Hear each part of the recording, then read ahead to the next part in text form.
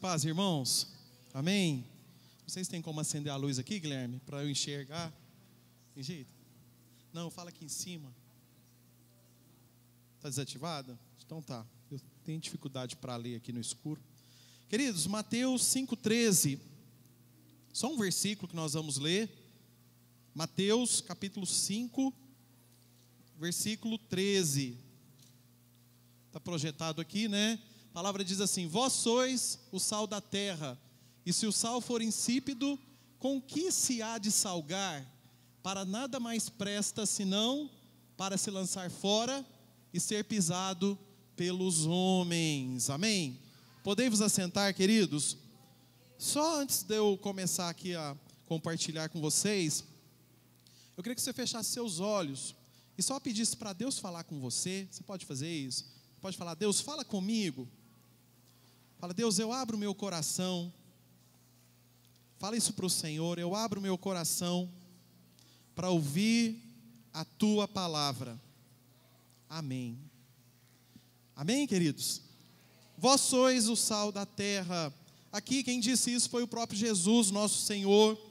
E como a gente já tem aprendido, o Senhor nos ensina por meio de parábolas e muitas vezes também por meio de metáforas, né, para que a palavra seja clara, para que a gente consiga de fato entender aquilo que Ele quer dizer.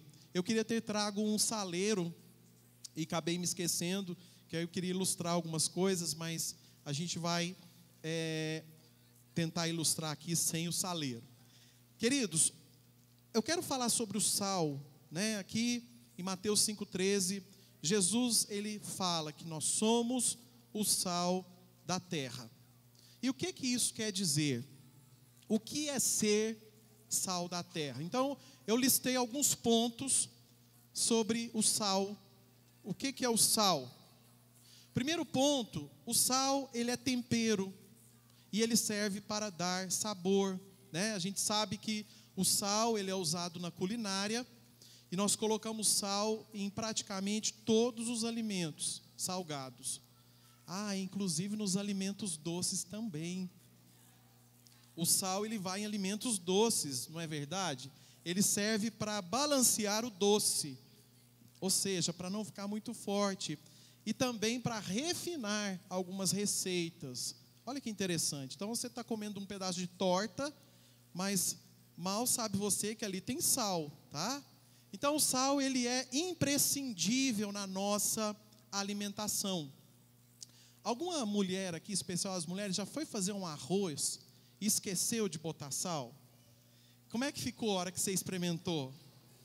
Gente, é intragável. A gente não consegue comer, porque é muito ruim, né? Então, o sal, ele serve para dar sabor.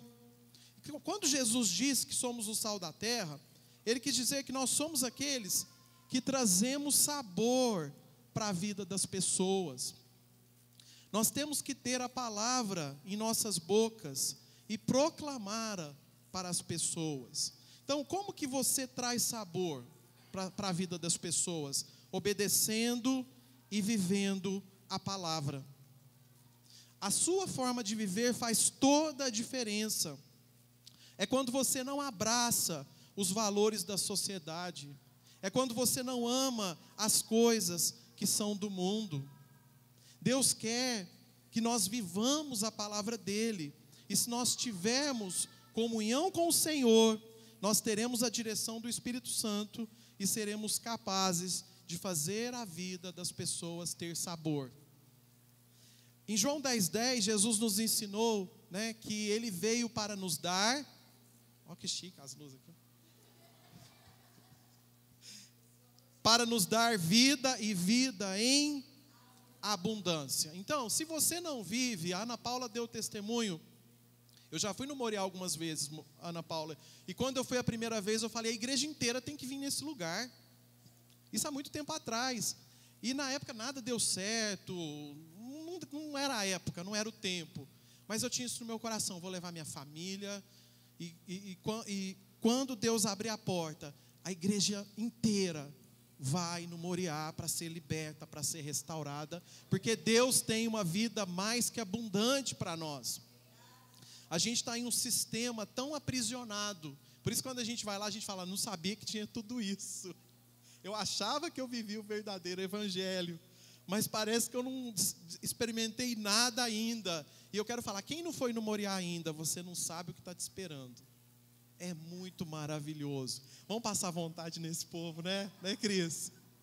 Você tem que ir, não tem como você ficar esperando.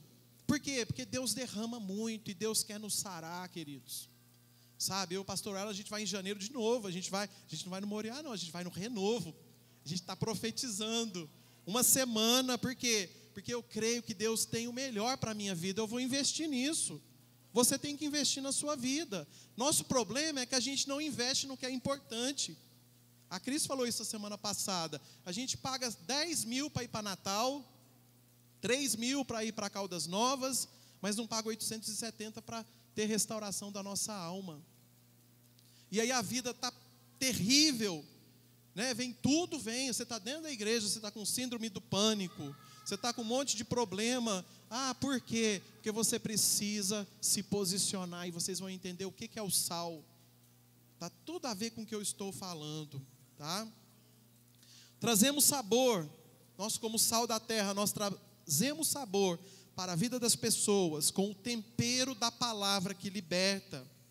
Trazemos sabor quando salpicamos oração na vida das pessoas.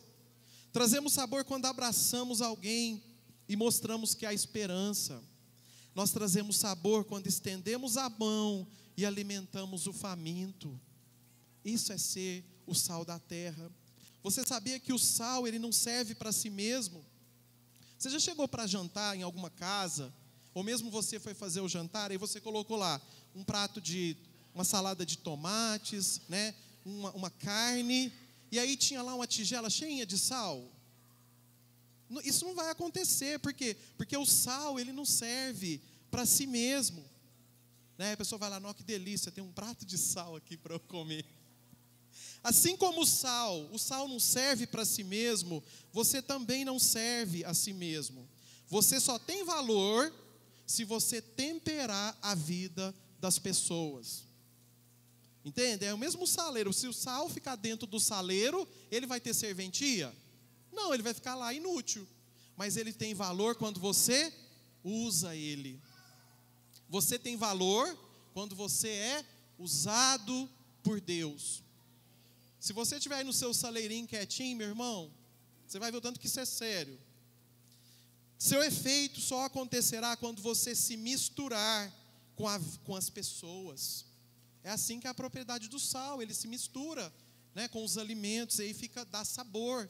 E você também, como sal da terra, você só vai trazer sabor se você se misturar com as pessoas, orar com elas, ensiná-las, falar com elas, alimentá-las, ajudá-las, servi-las. Amém, queridos? Segundo ponto, o sal, ele gera sede. Essa é outra característica do sal como tempero, que ele traz sede de água. O que isso tem a ver? O verdadeiro cristão, ele é responsável por gerar sede de Deus na vida das pessoas. Interessante porque em João 4, quando Jesus fala com a mulher samaritana, ele se apresenta como sendo a água da vida. E ele falou, aquele que beber de mim jamais terá sede. Então nós entendemos pela palavra que nós como igreja, como sal da terra, devemos gerar sede nas pessoas pela água da vida. É Ele quem mata a sede do perdido. Então, se nós estivermos cumprindo o nosso papel de sal, a gente vai gerar sede nas pessoas por Deus. E a gente vai atraí-las para beberem da água da vida. E o Senhor vai saciar a sede dessas pessoas.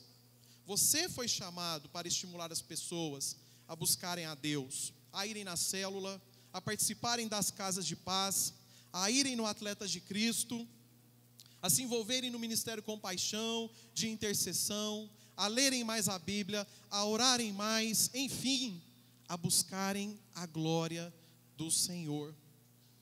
O sal gera sede, você foi chamado para gerar sede de Deus na vida das pessoas. Terceiro ponto, o sal é usado para conservação de alimentos. Conservação. Na antiguidade, antes do advento, né, das geladeiras, dos freezers que hoje a gente tem, os alimentos eles eram conservados muitas vezes na banha e também no sal. Não só na antiguidade, hoje em dia também. Acho que praticamente todos os alimentos que são industrializados, eles têm sódio, né? Cloreto de sódio, sal. E hoje, né, mesmo com esses refrigeradores, todo alimento tem sódio. Então o sal ele serve para conservar, ou seja, ele evita que o alimento se estrague. Sem o sal, o alimento se deteriora muito rápido, se perde e é jogado onde, irmãos? No lixo, não é? Do mesmo modo, somos o sal que evita o mundo de se estragar. É missão da igreja salgar, evitar que o mundo se perca e seja jogado no lixo do universo, que é o inferno. Esse é o papel da igreja. Vocês lembram quando Abraão intercedia ali diante de Deus, né? Está lá em Gênesis, capítulo 18, a partir do versículo 23.